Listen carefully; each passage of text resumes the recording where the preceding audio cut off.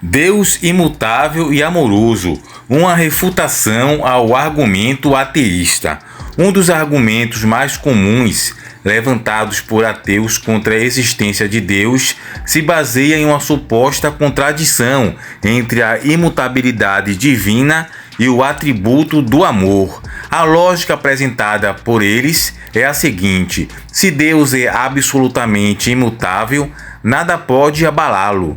Nada pode afetá-lo e, consequentemente, ele não poderia sentir ou expressar amor. Para os críticos, o amor pressupõe movimento, mudança de estado e resposta a estímulos, algo que seria incompatível com um ser que, por definição, não se altera. Assim, dizem, um Deus imutável seria um ser frio, estático e indiferente, e, portanto, não poderia ser ao mesmo tempo amoroso. No entanto, essa crítica parte de uma compreensão equivocada, tanto do que significa imutabilidade em relação a Deus, quanto do que significa amor divino. Quando analisamos mais profundamente, percebemos que a lógica não apenas permite, mas até mesmo exige que Deus seja imutável e amoroso ao mesmo tempo. Vamos observar aqui o argumento de um ateu famoso nas redes sociais, onde ele traz um assunto interessante. Implica até em uma dualidade, mas será que esse argumento tem mesmo respaldo? Vamos aqui observar o argumento, o vídeo do ateu, e depois vamos responder. Lembrando que aqui a nossa intenção não é denegrir nem falar mal da pessoa. A pessoa tem as suas pontos de vista e seu modo de enxergar o mundo. A gente vai apenas observar o argumento e falar de alguns equívocos. Outra posição que a gente tem uma visão diferente. E vamos, no caso, refutar, mas sempre com todo respeito, o argumento do ateu.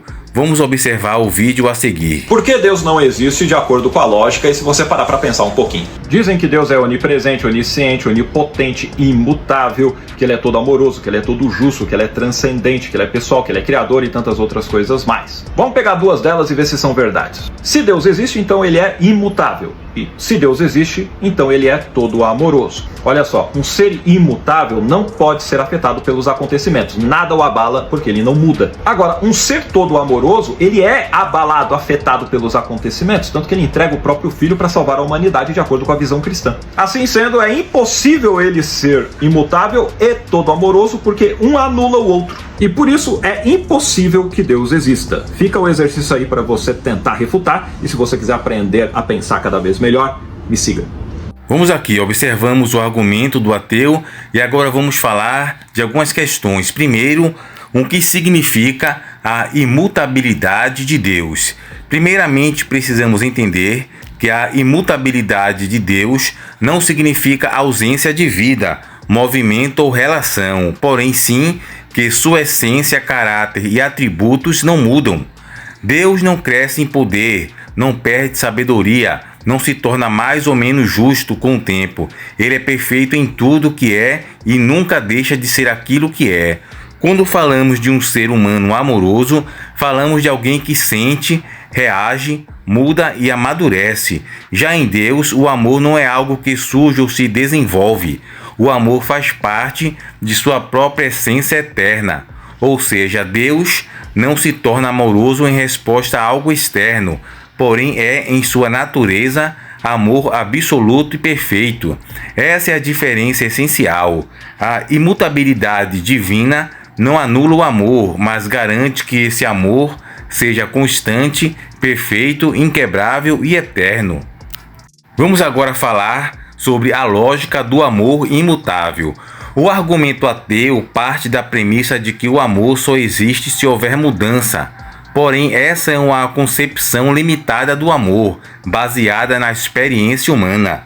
O amor humano é mutável porque depende de circunstância. Podemos amar hoje e odiar amanhã. Podemos nos apaixonar e depois perder o interesse. Porém, se Deus fosse sujeito a essas mesmas flutuações, ele seria imperfeito, vulnerável e inconsistente. O fato de Deus ser imutável assegura justamente o contrário. Seu amor não altera, não diminui, não acaba. A lógica nesse caso mostra que um Deus mutável poderia deixar de amar, porém, um Deus imutável ama eternamente. O amor divino, portanto, não é uma emoção passageira, mas uma disposição essencial de sua própria natureza. Por que existe algo ao invés de nada? É justamente pela certeza absoluta que vida só pode vir de vida, justamente pela certeza absoluta que do nada nada se faz, que eu sou obrigado a acreditar num Deus que está acima da matéria, do tempo, do espaço, que criou tudo isso. Porque sem ele não justifica a existência do que há, o mistério da existência. As coisas existem, mas por que elas existem? Por que existe música e não ruído? As coisas não só existem, mas existem em ordem, em organização. Então são várias questões que eu falo assim, não, tem que ter alguém lá. Se não existe um plano superior, por que eu tenho essa sede pelo plano superior? Quando eu olho o corpo humano funcionando, o coração batendo. Um DNA. Diz que o DNA tem a assinatura de Deus. Aí eu acho um pouco forçado. Eu digo que tem a assinatura de Deus no sentido assim, porque o DNA tem uma estrutura semelhante a vários outros elementos que você parece que um mesmo designer fez toda a natureza. Sabe quando você vê um carro, você fala assim, esse carro aqui é da Volkswagen. Você sabe, porque o motor, o estilo é dele, é o mesmo design. Então você vê que Deus também é aquele que fez tudo que está no universo. Você está entendendo? Agora, aquela questão que tem as letras hebraicas ali. Então, no caso, seria impossível a existência de Deus? Óbvio que não, pois nós somos contingentes. Deus é o ser necessário para que tudo que exista, que poderia não existir, exista. Você já se perguntou por que existe algo ao invés de nada? Agora vamos continuar com o argumento do ateu. Vamos falar agora do amor como ato eterno. Outro ponto importante é entender que Deus, sendo onisciente e eterno, não ama em resposta ao tempo ou a fatos que se sucedem. Seu amor é atemporal, pois ele vê e conhece todas as coisas de uma só vez. Assim, o amor de Deus não depende de uma mudança de estado em sua parte, porém, é um ato eterno que se manifesta de maneira imutável na criação. Podemos ilustrar isso com a luz do sol. O sol irradia luz e calor continuamente, não porque responda às necessidades da terra, mas porque é de sua natureza brilhar. Da mesma forma, Deus ama porque é da sua natureza amar. Sua imutabilidade não elimina o amor, mas o fundamenta como algo constante e infalível. Agora vamos falar da pessoalidade de Deus. Alguns ainda afirmam que, se Deus é imutável, não pode ser pessoal, pois a pessoalidade pressupõe relacionamentos dinâmicos. Porém, isso é uma falsa dicotomia. A Bíblia revela que Deus é imutável em sua essência, porém interage com o mundo por meio de seus atributos eternos. Sua justiça, misericórdia e amor não mudam, porém se manifestam em situações diferentes da história humana. Por exemplo, quando a Escritura diz que Deus se ira contra o pecado, isso não significa que ele mudou, porém que sua santidade eterna e imutável está sendo aplicada a um contexto específico. Da mesma forma, quando ele demonstra compaixão, não é porque seu coração mudou, mas porque sua bondade eterna se expressa de maneira relacional. Teilhard de Chardin dizia que a gente só fala de Deus o que ele não é, porque o que ele é em essência, até puxando Santo Tomás de Aquino, é difícil, né? Ele não pode passar pelo método científico, porque qualquer coisa para passar dentro do crivo do método científico, laboratorial, experiencial, tem que ser algo alcançável pela ciência. Sim. Se Deus for alcançável pela ciência, ele é pequeno demais para ser Deus. Ele precisa caber no nosso entendimento. Exatamente. Né? Então, a única maneira que Deus tem de caber no meu sentimento, agora eu já estou saindo da filosofia e estou entrando na teologia. Vai.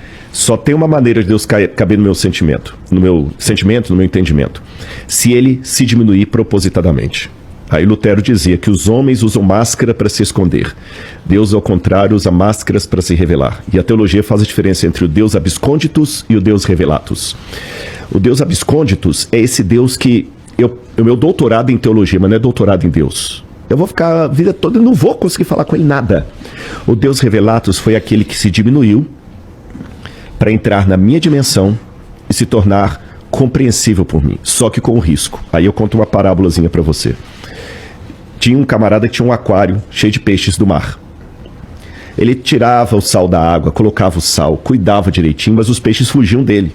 Ele falou, pô, caramba, eu gasto um dinheirão com esses peixes, eles caem fora. Ele falou, vocês têm medo de você, porque você parece Deus. Tá, e o que eu faço então para eles saberem quanto eu me preocupo com eles? Só tem um jeito. Vira peixe. Vira peixe. Só que o dia que você virar peixe também, eles podem te rejeitar, porque você está muito parecido com eles. Então, Deus se diminuiu. A Bíblia é Deus falando com sotaque humano. Mas Deus em si mesmo, ele é incompreensível. Você está entendendo? Então, eu, Rodrigo, crente, falo do Deus revelado, da figura revelada de Deus. Porque o Deus abscônditus, eu só posso dizer, ele existe, ponto. E até a palavra ele existe, ela também não procede, porque existere, em latim, é algo que foi tirado de algo. Então seria mais correto falar Deus é. Eu não aceito dizer que ele é o universo, por isso que eu não vou no Deus de Baruch Spinoza, porque eu caio no panteísmo. E o panteísmo é complicado, porque vou lembrar um filósofo aqui que fala que é o sentido de um sistema delimitado, fechado, embora o universo é fechado, eu sei que tem essa discussão, tem que estar fora desse sistema. Por exemplo, um livro de física. O sentido do livro de física não está no livro de física, está no que acontece fora do livro de física. Todo o sentido de algo delimitado tem que estar fora dele. Isso vale para 100% do que você conhece. Se o universo tem sentido, esse significado tem que estar fora dele. Para estar fora do universo, eu só tenho duas explicações. Ou existe algo acima do universo, ou o universo não tem sentido. Agora, esse algo acima do universo, que na minha opinião existe, ele não pode ser delimitado por tempo, espaço, etc. Daí que eu vou para um outro capítulo para falar, tá bom, eu até admito a existência da causa primeira desse ser, mas como é que você pode falar que essa causa primeira é o Deus da Bíblia, e não o Deus do Tao Te Ching, e não o Deus do Bhagavad Gita? Aí já seria um outro capítulo, mas num primeiro momento é só isso, porque na academia eu não vou levar laboratorialmente a prova de que, porque mesmo nas outras áreas, como é que eu vou provar laboratorialmente que Jesus morreu crucificado?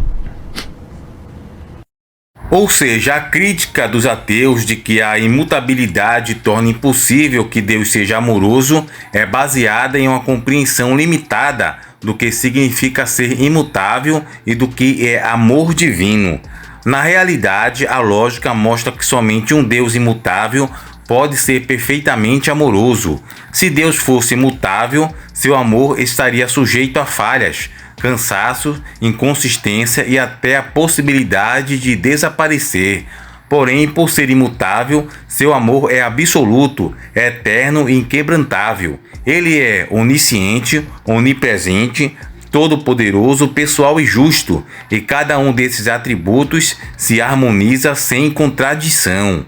Portanto, longe de ser uma incoerência, a união entre imutabilidade e o amor de Deus é uma demonstração de sua perfeição infinita. Assim, segundo a razão e a lógica, é não apenas possível, porém necessário que Deus exista como ser imutável e amoroso, pois somente um Deus que nunca muda pode oferecer ao homem uma esperança segura e um amor que jamais se esgota. Veja aqui algumas passagens bíblicas que servem como fundamento e autoridade para o cristão e complementam o argumento filosófico com base revelacional. Temos aqui alguns textos como Malaquias, capítulo 3, versículo 6. Ele diz, porque eu, o Senhor, não mudo. Reforça a imutabilidade de Deus. Tiago, capítulo 1, versículo 17. Toda boa dádiva e todo dom perfeito vem do alto, em quem não há mudança nem sombra de variação. Mostra que a constância de Deus é fonte de segurança. 1 João, capítulo 4, versículo 8, diz, Deus é amor, estabelece o amor como essência eterna de Deus. Hebreus, capítulo 13, versículo 8, diz, Jesus Cristo é o mesmo ontem, hoje e eternamente. O texto conecta a imutabilidade à revelação pessoal em Cristo. Portanto, o argumento "é impossível que Deus exista" chega a ser até engraçado e cômico. Não sei como alguns ateus eles falam isso na internet e muitas pessoas acabam, muito jovens no caso, que não têm experiência e conhecimento, acabam caindo nessa militância ateísta. É possível sim, e é muito mais provável e possível que Deus exista. Deus é a hipótese mais simples se comparado com sua negação. Por quê? Sobre a origem do universo, tudo que existe tem uma causa. Essa é uma das leis mais básicas da razão e da ciência. Nada surge do nada, isso é lógica, como o ateu falou em seu argumento. O universo teve um início, como a própria ciência moderna confirma com a teoria do Big Bang. Porém, se o universo começou, ele não pode ser a causa de si mesmo. Isso exige uma causa primeira, eterna, não causada e fora do tempo e do espaço, justamente as características atribuídas a Deus.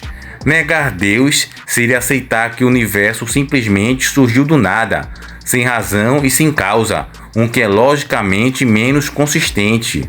A existência de Deus, portanto, oferece a explicação mais racional para a origem de tudo. Para mim, nós somos um resultado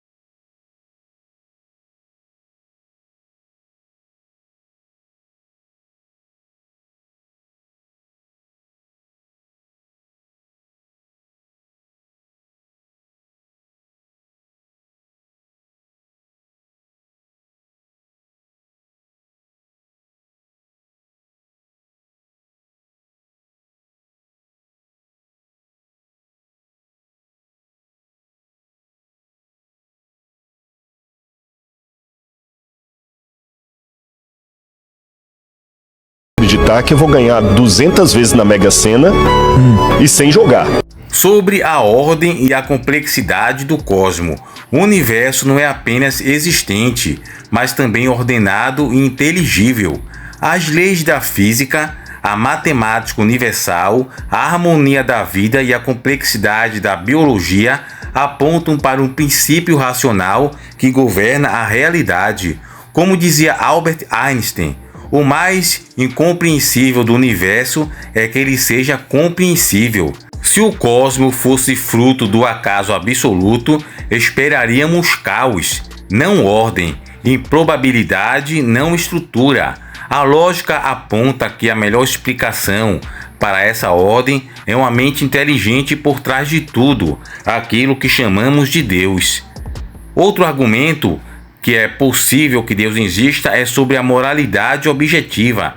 Todos os seres humanos, em qualquer cultura, têm uma noção de certo e errado, de justiça e injustiça.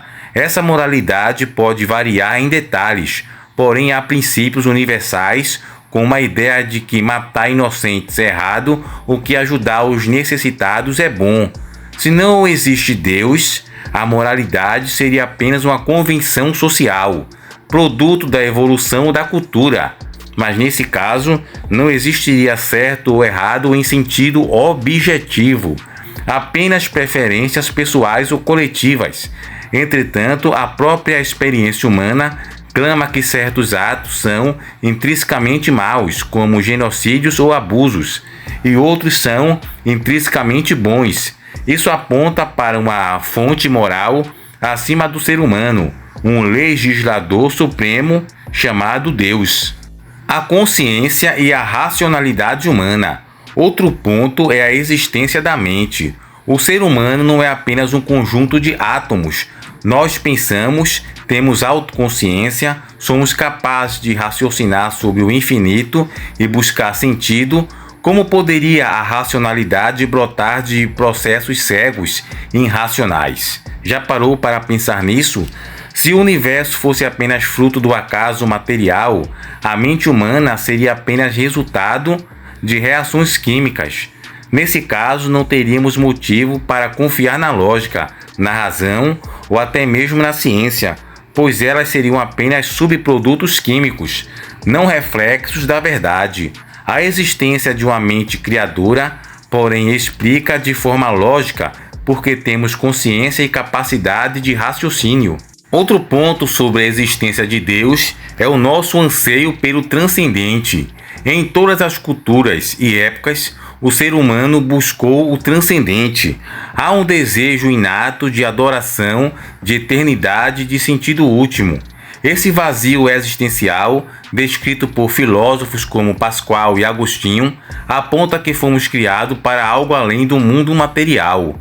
Se Deus não existe, esse anseio universal não teria explicação, mas se existe, faz todo sentido que nossa alma clame por ele. A crença em Deus não é um salto irracional, mas uma resposta lógica e coerente às grandes questões da vida: a origem do universo, a ordem do cosmos, a moralidade, a racionalidade e o anseio humano por sentido. Negar Deus, ao contrário, leva a aceitar que tudo surgiu do nada, que a vida não tem propósito e que os valores morais são ilusões. Portanto, é muito mais lógico crer que Deus existe.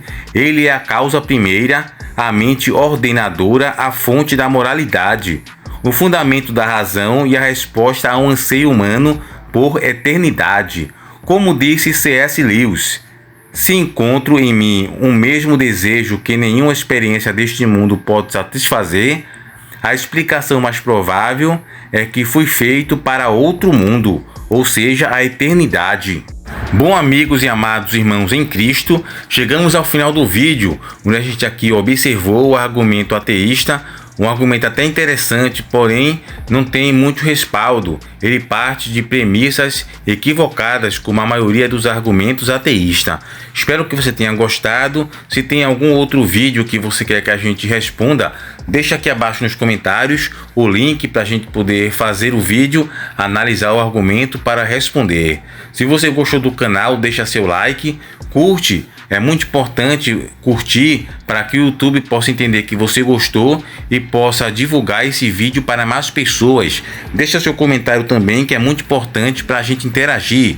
Você que é ateu ou cristão, deixa seu comentário e também compartilhe esse vídeo com algum amigo seu que gosta desse tipo de conteúdo sobre apologética cristã. Chegamos ao final do vídeo. Que Deus abençoe todos vocês grandemente, tanto ateus como teístas, cristãos e não cristãos. Que Deus possa abençoar todos vocês grandemente. Fiquem todos com nosso Senhor e Salvador Jesus Cristo e até o próximo vídeo.